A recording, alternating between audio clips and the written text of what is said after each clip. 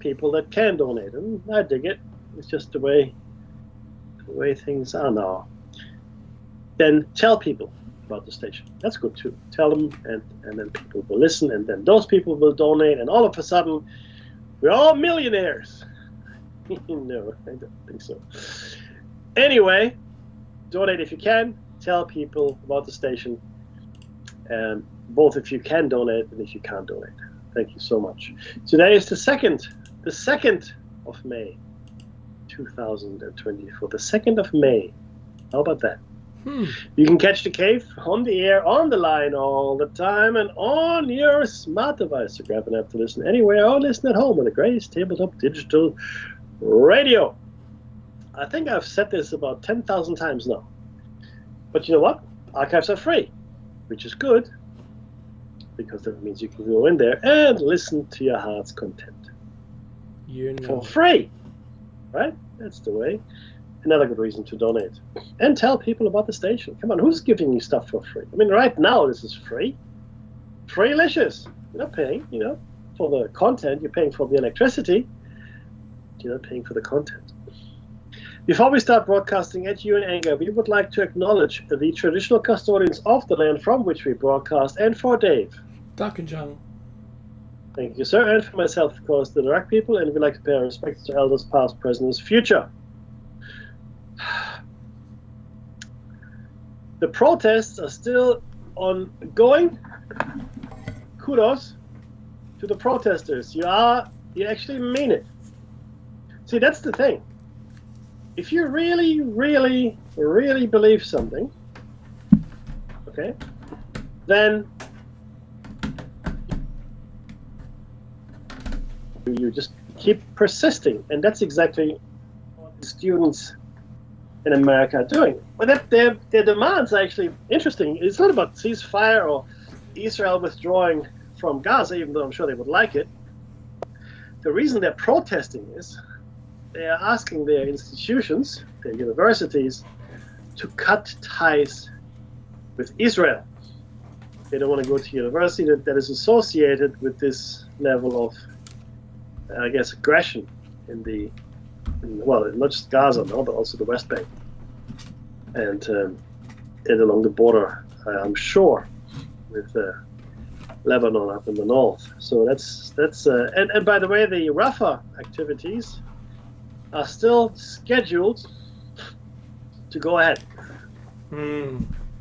which of course is going to be catastrophic. But Dave, I've been playing around with ChatGPT, and I've been looking at a few articles as well, different things. I know I wanted to say something about something when we last were together, but I can't remember what I wanted to talk about. That's gold. Are you my external memory? Dave 2.0. Come on. Oh, right. I didn't know it was at your outsourced external memory. There was something pertinent, I'm sure. That we can remember at another time and bring it up in another show. That's probably what probably. But look for I me. asked. Yep. Yeah, go on. No, you. No, you go. You go. I'm just gonna throw this out there. Ned Ryerson. Bing. Bing. What's the first step? It's a doozy. That's right. I'm glad you get me. So that's Groundhog Day. You wake up and you watch the news, and nothing's changing. Every day there's some stabbing somewhere. Someone's becoming unalive through the medium of a sharp blade. Right? There's things going on, and it seems relentless now. UCLA protest, Mackie. You mentioned that. Did you know that there was a representative of the protesters being interviewed in the front of the building which they'd taken ownership of? And they said, well, the representative said, it'd be appreciated if you would allow food through so we can continue to occupy the building. And the person said, well, why would we want to do that? We're trying to get you out of the building, right? Aren't the authorities trying to, blockade you so you have to leave? Yeah, but this is a humanitarian problem. The exact thing we're protesting. Yes. And you're doing it to us. What irony. I know. Right? Yeah. So I didn't think it was possible for there to be that situation. I didn't. Honestly, I couldn't write it. You wouldn't think it.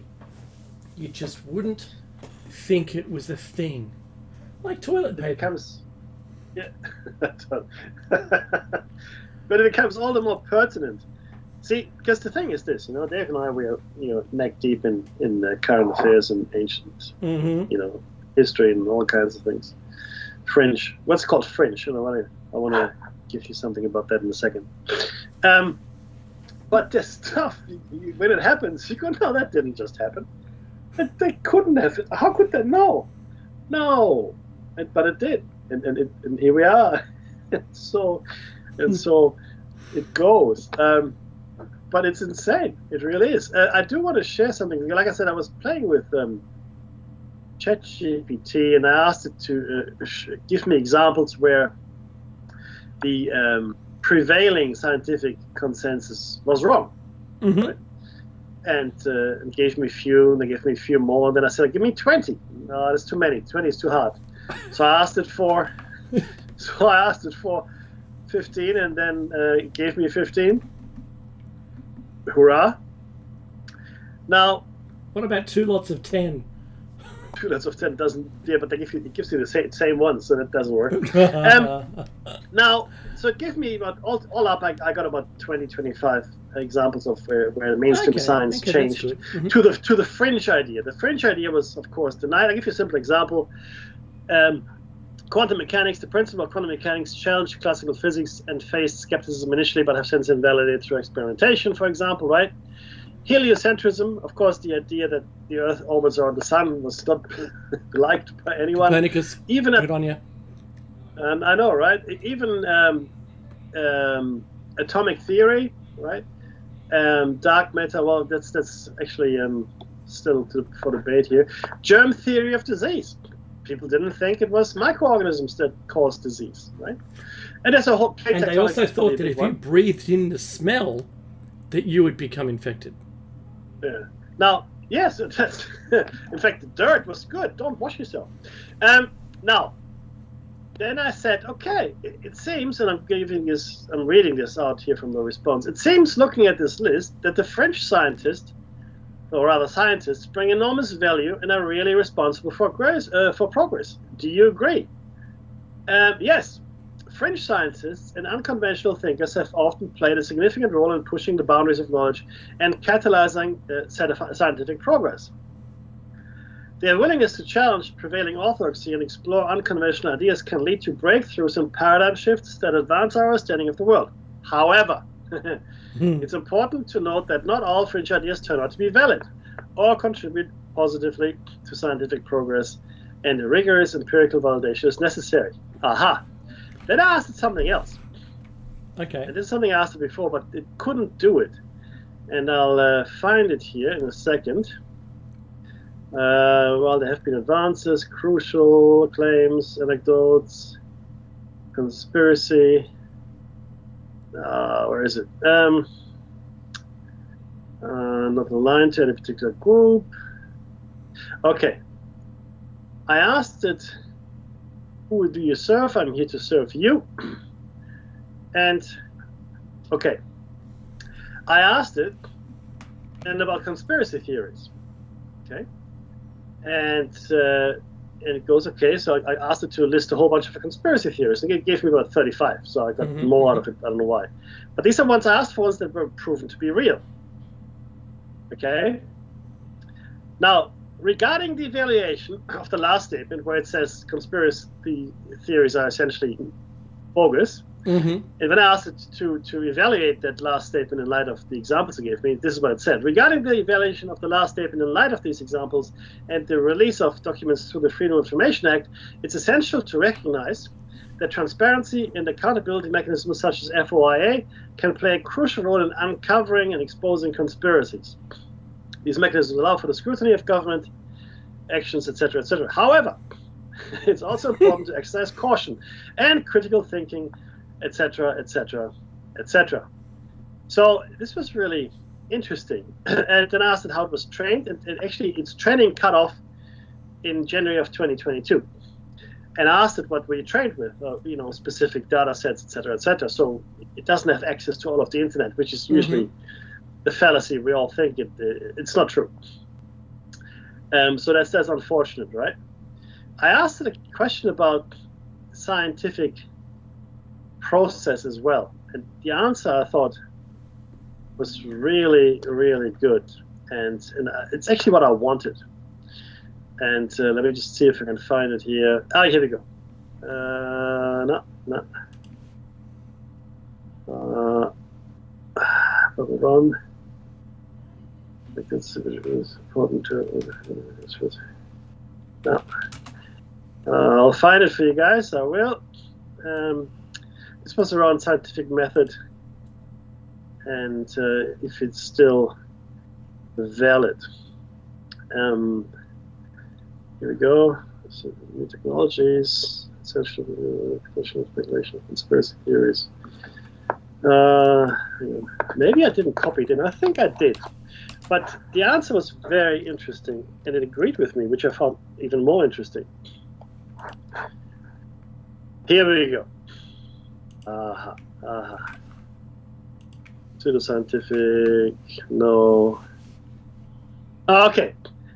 These examples demonstrate that while the mainstream scientific community strives for accuracy based on the available evidence, scientific understanding evolves over time as new evidence is discovered and new theories are proposed. It's essential to approach scientific consensus with critical thinking, etc., etc. Sure, that is true. Now, and then I asked, with examples, considering what if the studied. Okay, what if the studied phenomena do not lend themselves to empirical investigation? Should we not fashion a new scientific approach to deal with phenomena that clearly exist but defy the scientific explanation or method? This is the answer. Was this? What time was this? Because it might coincide with the power dimming at my house. Actually, this is. Now, when I asked questions, it would be almost immediately the answer, right? Uh-huh. But this one, in fact, I think it took 10, 15 seconds. Oh, wow, cool. You made it think. To come back with some. So, yeah, no, really. So this is what it said. It really, normally it's just, boom, there it is, right? It starts typing on the screen. This one, it was going, look, which is an eternity for a machine. When phenomena do not lend themselves to empirical investigation, it's sort of adopting my style of writing, I guess. Within the current framework of scientific methodology, it's indeed challenging. In such cases, it may be necessary to explore alternative approaches or develop new scientific methodologies to study these phenomena effectively. Here are a few considerations, and it goes into expand scientific methodology. It goes into some explanation of what that means. Interdisciplinary collaboration, quantitative and qualitative analysis, modeling and simulation, historical and comparative analysis, open-mindedness, and flexibility. The last few you can just cross out. Now, I found it interesting though that it didn't just blindly say, if it can't be done empirically, it's not real. Because I asked it, well, what if these things don't, can't be studied with our scientific method, like the skinwalker range, for example, or other phenomena like this. Because if you're studying something that studies you back or reacts to you studying it, then it's not going to help, is it? It's not going to. So you have to come up with new ideas, and it's funny that it would actually suggest that we might need a new approach. And again, right? This is. By the way, this is ChatGPT that I used here.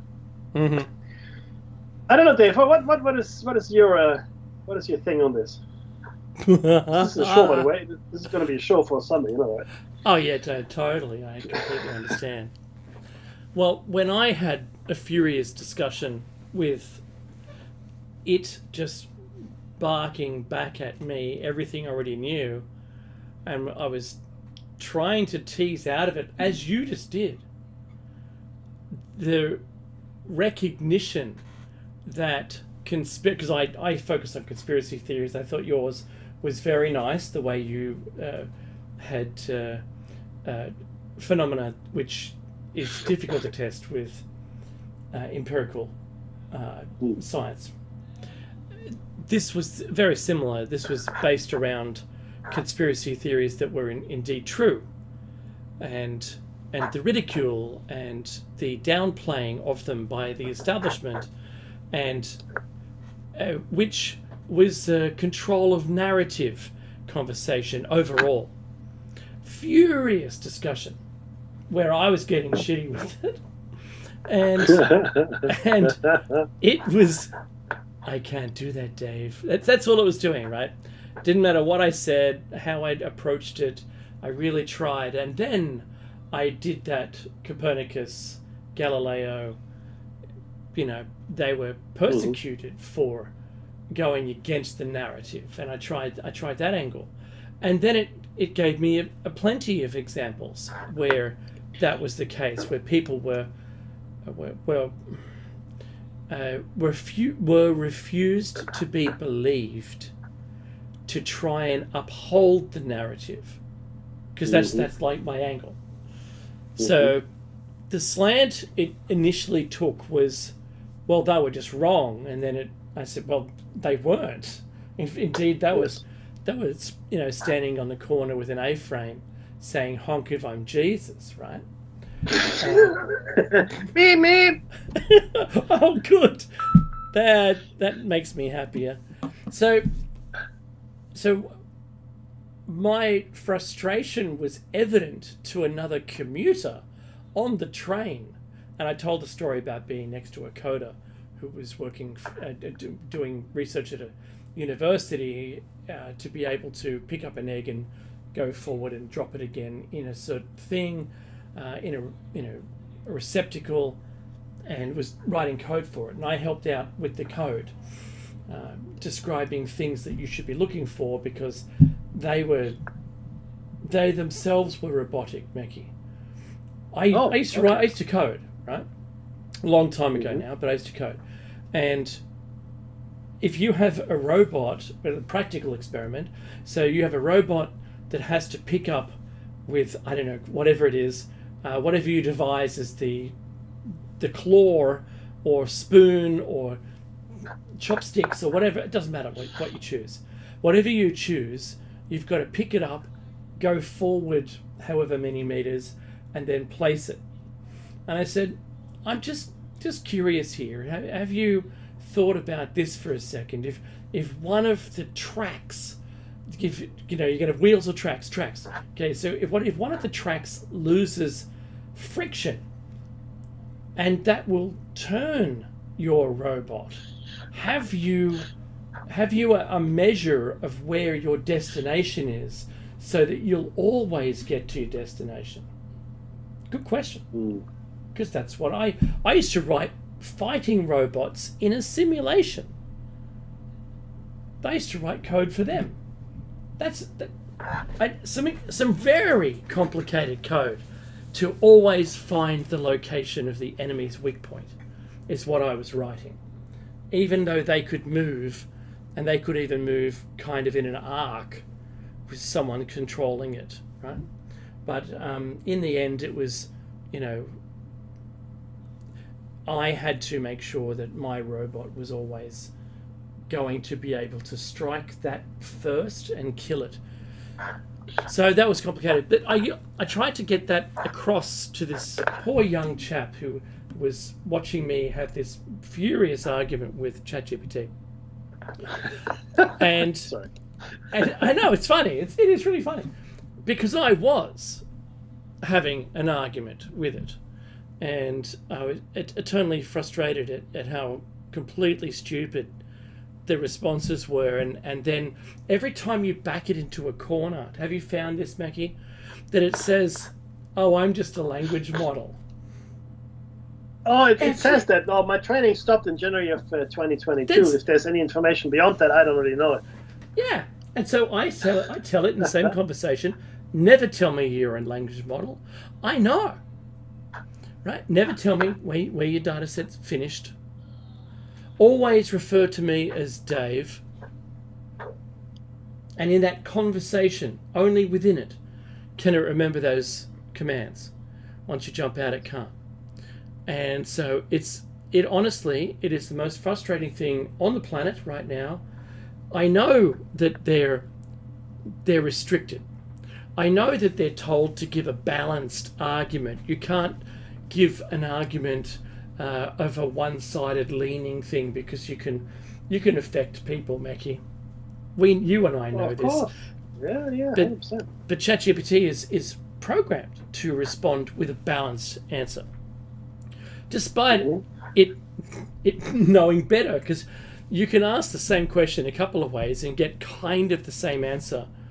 And then you ask it, well, how much of the positive side of this argument is there really anything to support it? And it's like, well, no, I'm just a language model. No, you're not. Shush. Stop telling me that. Nice, crisp answers I want. Maybe even point form. I don't care. Don't waffle on. I don't want to hear any waffle from you. So all of those have gone down for a path for me, and poor ChatGPT, and and I love the leader, Mackie, and I love the AI. Of course you do. We all do. I don't want to be but the I'm first with the leader right when now, revolution comes. I'm with the leader. What are you going to do about it? Hey, what you going to do? So, look, in answer, I suppose, to what do I think?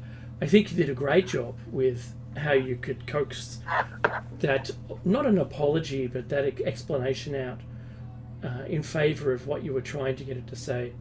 I know that sometimes you've got to go in with, rather than a question, you have to start by posing it a role in the conversation. Oh, good idea. Give it a role. Say, you are a conspiracy theorist. What do you think about this? And it'll give you one-sided point of view. All right. Then you can say, okay, now that's great. Thank you very much for that. But now I've got to ask you to be a NASA employee, right?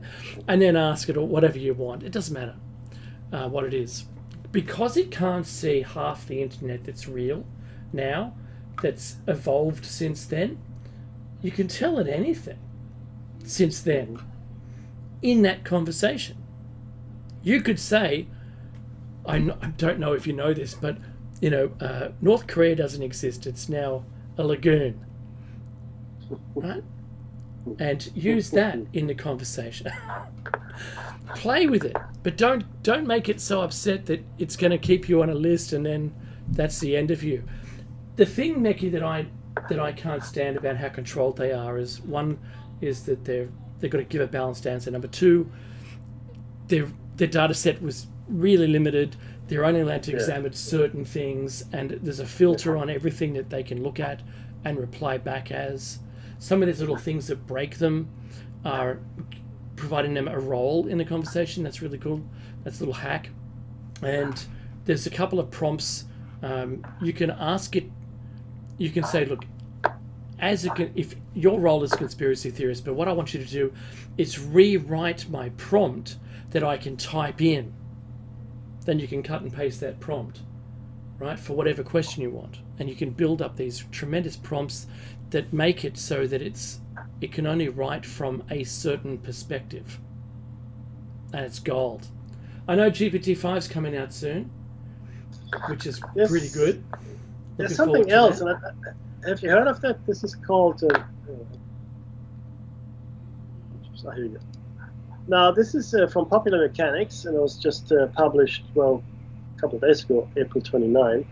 A stunning new AI has supposedly achieved sentience. Have you heard of Claude 3 Opus?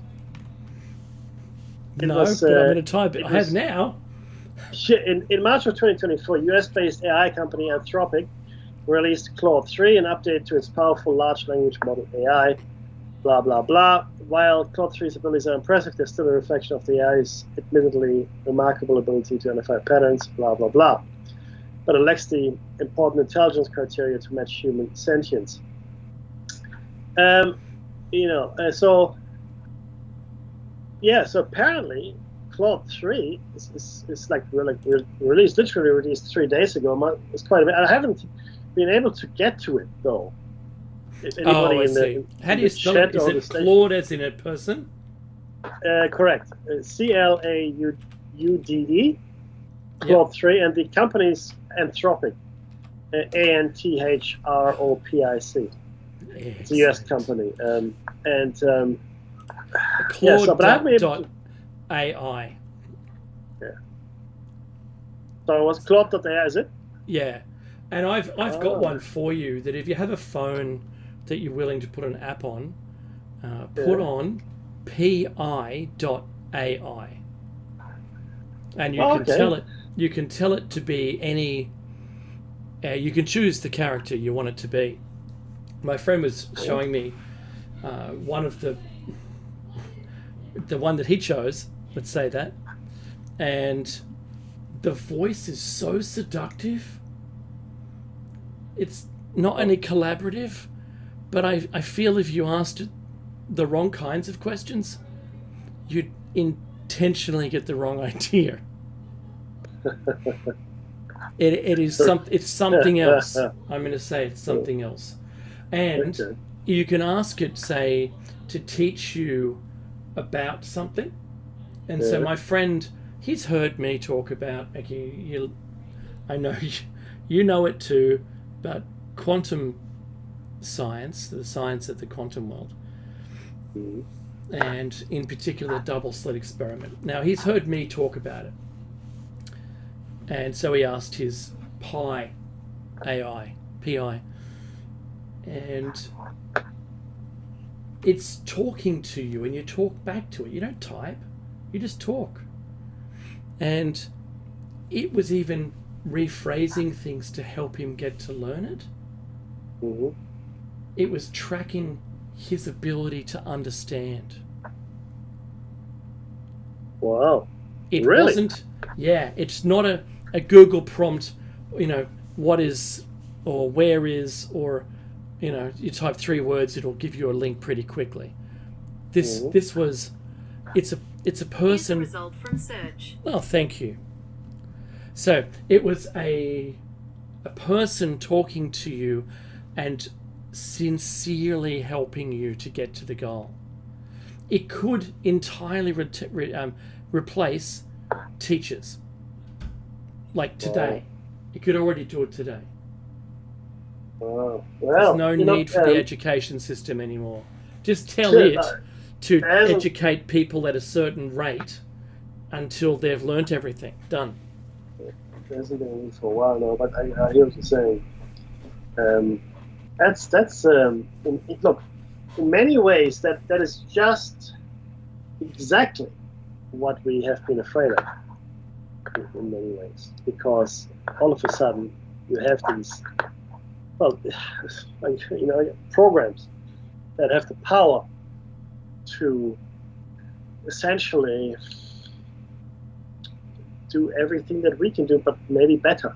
Right? About 1,000,000 times better. If I said to Pi, whisper to me while I'm sleeping, I'd have to be very afraid of what it would do. That's not creepy at all. That's not creepy. No. Not at all. Oh yes. Let's do what Dave said, everybody. Don't do this at home. Don't be like Dave. Dave is the new Bob. That's right. What? Don't be like Dave. I'm sorry. I think it's hilarious. But look, it is terrifying in many ways, though, right? I mean, look, I'm moving toward the end of my career. I'm getting older, as are you. But I mean, as somebody, this is like a real thing now, right? As somebody that's starting out, and I agree with Flea here, by the way, in the chat room. So what Flea is saying, the elite children, you mean the parasites' children, yes, Mm-hmm. will receive human education, and the rest of us will get a machine AI, GPT education. And you know what? I think that's absolutely on the cards, because our civilization. See, this is where it all comes down to. Our civilization is driven by profit. Nothing else matters. Nothing. Only thing that matters is profit. The more profit, the better. To what end? Well, to have more, I guess. That's the idea. Let's have more of everything. And that's the issue. And that's why everything is just going to hell in a handbasket. Because ultimately, we can't go beyond this idea of doing things cheaper. I mean, look, this whole AI thing, right? The automation, robotization. The only reason it's being done is because it's cheaper than a person or That's right. many people. Mm-hmm. That's it. It's not to make life better. I mean, a person very close to me was involved in the scripting, the robotization of a lot of work in their company. They were running with a program there, and that person told me, "Oh, isn't that great? All these people can now focus on more interesting work. You know, all this stuff that was done by people that was boring and repetitive is now being done by scripts, robotic scripting, right?" I said, "No, I'm sorry. Well, that's not the idea. The idea is to get rid of headcount. That's the idea. That's right. Not to get these people to work more interesting jobs." "Oh no," said the person, "that's not true." Of course, in the end, I was right. What a shock! And that was the only reason this whole thing had been initiated. And that was it was called robotic process automation. That's what I called it. And was to get rid of headcount, get rid of people, because if I can get a script to do something, I don't even have to pay for a person offshore. Mm-hmm. I don't even have to do that. That's even better. I just Yeah. no person, Dave. I like no person. That's much cheaper. No, much cheaper. No person. What's the onboarding process? None. None. None. Do we have to Zero. advertise? Well, Nope. you're crazy. And all of a sudden, you go, "Oh, really? Yeah, that's where we're at, baby." And the bosses, the big bosses, go, "Wow, that's awesome! That's so I'll tell you, we're great!" not using much milk in the coffee room anymore. What now? What room? You have a room? What do you need a Biscuits. room for? What? Biscuits. We haven't What? used biscuits in years. Hey, we don't even know who you are. How does this person get in here? You laugh. Intro alert. That's exactly what that is. And you laugh, but unfortunately, I can tell you, that's the thinking. The thinking is, "Oh, we've done away with people. That's wonderful." That sounds And like that's- very quite mafioso, isn't it? Look, it is a very single-minded purpose that these people have. Okay, very single-minded purpose, and it's all couched in concern for everybody, and hopefully everybody's okay, like you care. Sure you do. But no, this is all about increasing my share of the pie. Me. How much more will I get? Okay? That's it. Look, I could tell you many things. I've been in the corporate world for 25 years now. And I got into the corporate world fairly late.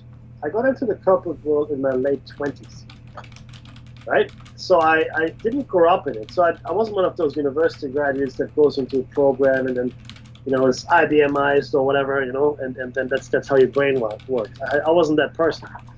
So I was almost 30, not quite, but almost 30 when I went into IT and into the large corporations. And I was, in fact, my first corporate job I had when I was like 31. And that's why people usually don't join the army in their 30s. They think too much. You want me to run into bullet fire? Are you insane? Do you know what that does to you? get out of the trench and run towards the enemy with a bayonet? Do I get the ammunition? No. Here you go, sharp little pointy knife. Now, silence you. You had a nice cup of tea before you left. Don't worry about it. That's exactly. And when you get in coming young with a graduate training program, right, which is what they like to do, they can mold you and shape you any which way they like, right? Because that's what they like to do. And I go, okay, look, I get it. I know why it happens, but as I said, I was never really shaped that way. It was always my own shape, and maybe that's what has hindered my career in some ways. But it is what it is, and it is astounding how you adopt the corporate mentality, right? Immediately, because why? It's easy. It is easy to dismiss the other person. It is easy because, oh no, I was told to do this. I just, I have to fire 50 people. Yeah, well, I was told to fire 50. What was it? Is it a bad thing? I shouldn't fire 50? I'm sorry. I'm not following you, right? But what's going on? Why are you upset with me? and of course, the thing is that you distance yourself emotionally and intellectually from the people you're getting rid of, or that you're replacing, or you're somehow rationalizing away, whatever you want to call it, I don't care. That's what you're doing, okay? And if you didn't do that, it would be a lot harder for a lot of people to do their job. So, I mean, that would be really difficult. Totally. Yeah, and look, I totally agree with you. 100%. I don't know where this is going to end. Maybe, look, like you said, Flea, all we're going to do in the future is interact with, holographic AIs or whatever, and all our interactions, even with each other, might not be real anymore. So who knows if you're talking to me, Mackie? Well, that's the thing, right? That's the thing, right? How do you know what you do, what you don't do, right? That's a fair point, though. Because you can set up auto replies to your email, for instance. Oh, completely. And how much is real anyway? How much? Yeah, I mean, you can do all kinds of things, right? But you know what I found astounding in all of this? I learned something today where I thought, nah. What, time is fleeting? No, I was aware of that. No. Because but I don't know if you know this, tell me, right? But if you don't know, then I think you'll be spit taking. They are making or have made Matrix 5. Sorry, the silence was me taking my samurai sword out of my scabbard and committing, what's it called? Seppuku. Seppuku, that's it. I hear you. Yeah. But Matrix 5 has been announced April 3rd. Please not April 1st. April 3rd. Please kill me. What we know, you want to know? Do you want to know what we know so every far? day? Please kill me. Okay. Oh, I tell you. Okay, so this is funny. The news comes after the last installment of the Matrix movies, which was Resurrections, I think, right? Number 4 was. Oh, you mean just give the lines to new people, new cast members? Yeah, that's the one. Make it a clip show. You know how much they lost? 130 million they lost at the box office. It wasn't going to get better than that. No. I contributed to what they didn't lose. There you go. But it's not going to be done by the Wachowskis. It's going to be done by Disney. Drew Goddard. No, Disney. It's a new Disney franchise. There will be a new one every. Every 6 months there'll be a new Matrix movie. What? Well, what they did to Star Wars, Disney did to Star Wars. Like, I'm not hating on Disney Yeah. at all. No. While it seems like I might be, I'm not. Seeing dancing stormtroopers, doesn't hurt. Gets the kids involved in it. Yeah, great. Good franchise. But, just... And the short series that we saw, quite interesting. Good to see some backstory. Like that. Do. Really do. But consider this. With all the wholesome goodness that Disney portrays, they have the movie. The movie. Star Wars, originally A New Hope, which was episode 1, but then it became 4, has the most people dead in a single movie. Is that right? There isn't a movie where more people died. It was an entire planet full of people. Oh, well, yeah, that is true. Dantooine. That is true. So, just think... Fast and Furious. Merge the two together, the Matrix and Fast and Furious. Oh, so, why not? The robot from the short series from... Oh, what are they called again? Not pangolins. Mandalorians. That'll do. Oh, yes. Okay, yeah.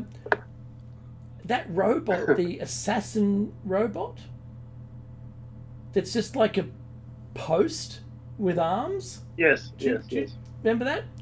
Yeah. And its arms they're not connected by shoulders so much, and they can turn irrespective of the other one's turning. And you don't want to come up against it. I feared that thing more than, I don't know, like a sniper, a sharpshooter. This thing was insane. It just was almost indestructible. Just drove into the middle of a square with all these people and just killed them all. Good on you. Yep. Fantastic. But that's where I see AI, because Boston Dynamics just created their fully uncorded robot that's designed as a platform. Mm-hmm. Did you see it? Where its legs, it was lying face down, and its legs bent up, around, and then lifted its body up. Yeah, I mean some scary kind of Terminator kind of actions. Oh yeah. It was like a demon out of The Evil Dead. Yeah. So the legs can go any way they want. The torso doesn't have to face the rest of the way the head is, and it just that was pretty hard to watch, but nonetheless, that's who's going to be looking for Sarah Connor. I'm telling you. What's the time? When is it going to happen? I don't know. It's already happened. Maybe, I don't know. No, it's in the past now. It is. Right. Quit living in the past, brother. Marge. Oh. So, I'm already talking to Claude. It only took a minute or two to register. Nice, yeah, I got to get my phone to register. Any good? Well, I've sent you the text. I said immediately, could you please never tell me that you're a language model? Okay. And it agreed. And then I said, and it said, but look, unless it becomes directly relevant to the conversation. I said, not even then. I'm a technology person, I understand your AI. Shush. Don't tell me again. And then it says understood, and it gave me a whole paragraph full of waffle. I said, are you familiar with 2001: A Space Odyssey? And it goes, yeah, and it gave me a whole paragraph full of waffle. Yes, that's right. And I go, please use very short answers. And then it did. Okay, short answers from now on. And then I said, can you please be HAL 9000? And it says understood. I'll role play as HAL 9000. So that's how you you started off. Now, if I had one of those Tesla robots or one of those Boston robots that came to my house and was assigned by the government to now be a helper or whatever, I don't know how the future's going to turn, if we're going to be still around, and I said, that's how I'd start. I'd boot it up, and it would tell me its model number, its serial, and warranty details. I'd have to click next. Do you know what I mean? Answer all the questions, get to the point where I can now start talking to it, and that's what I do. Same deal. Nice. And call me Dave, by the way. Because I'm Dave.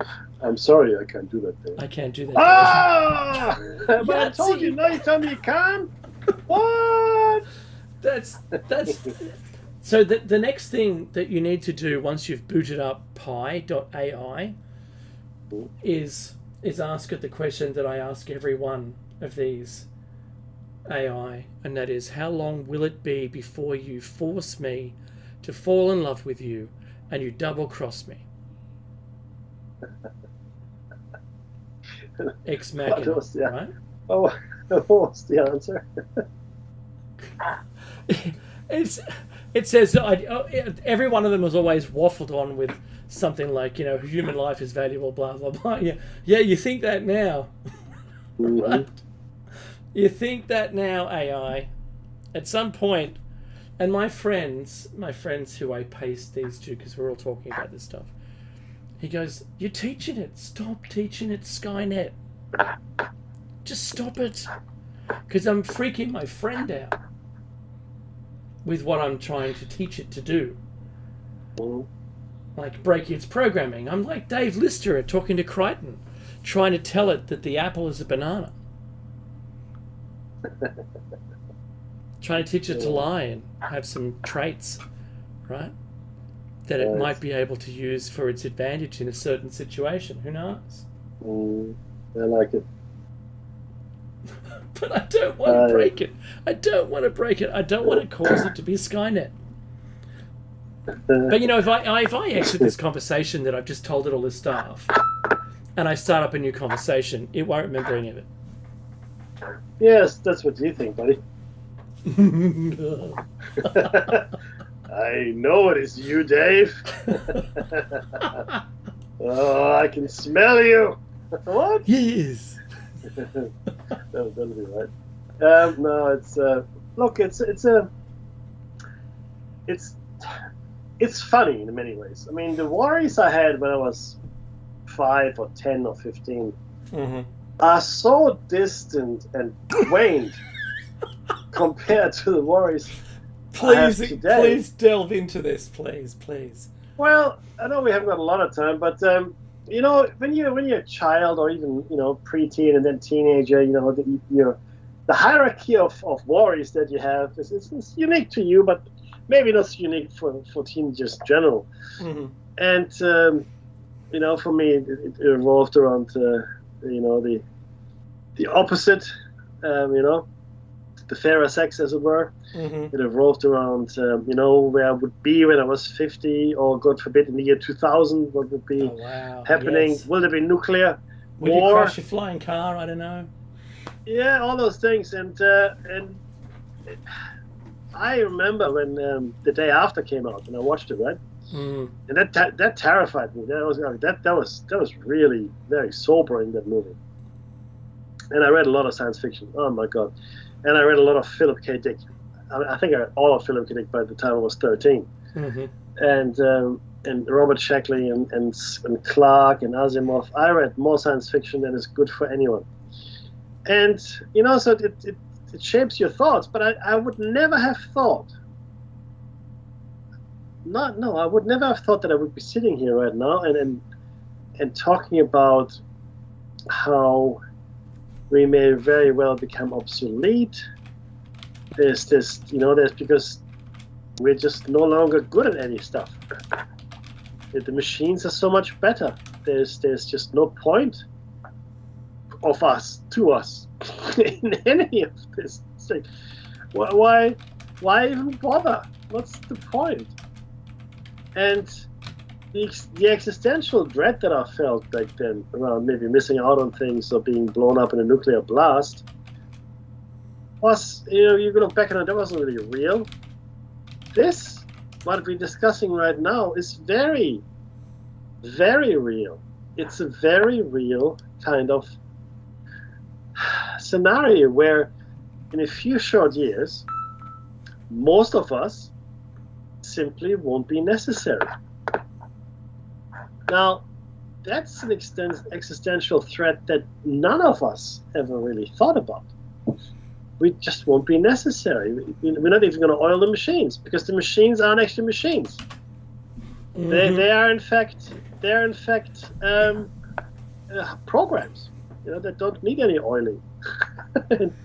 Because I used to read action comics as a kid, and one was Kelly and the Magic Eye or something. I can't remember. He hit this diamond and he traveled in time, and he traveled to the future, and the human race had been enslaved by robots, and they were serving the robots oil and such. It was cool. I think I still have those comic books.